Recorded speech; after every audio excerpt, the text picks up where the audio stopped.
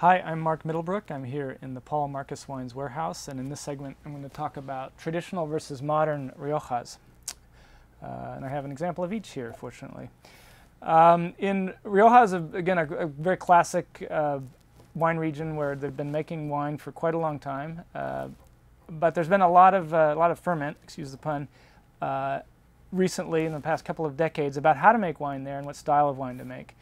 And you have the kind of staunch traditionalists like this producer, Lopez de Heredia, as well as some really wonderful modern winemakers like this one, Valsacro. And there are many other examples of each. These are just the two I have on hand right now.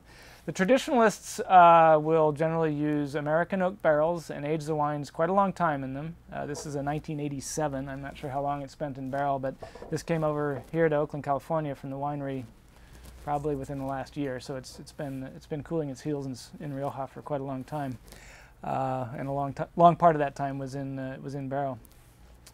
The modernists tend to prefer to use French oak barrels instead of American oak. Often they will use shorter fermentation times and a little bit shorter barrel aging times. This particular producer, as I mentioned, is Valsacro. And another unusual thing about this particular bottling is it's mostly Garnacha, mostly Grenache, whereas this is mostly Tempranillo, the more traditional grape variety in Rioja, in northern Spain. I love to drink them both. They just have a very different character, both styles. These have a little bit more spiciness, often a little lighter color, a little more earthy flavor, and a real kind of beautiful, elegant, lighter perfume. The aromas of these wines to me are just absolutely beguiling and quite unique. Nothing to me smells quite like an old style Rioja.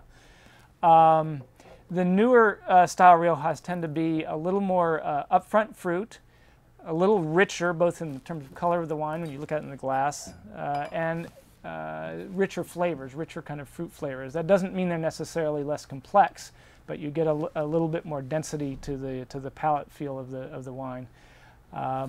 Depending on what you're eating or your mood, you might choose one or the other. Some people do prefer one style or the other, but as I mentioned, I find both of them fun to drink. And as a wine friend once told me, happiness is being ticklish in more than one place, and both of these things tickle me a lot.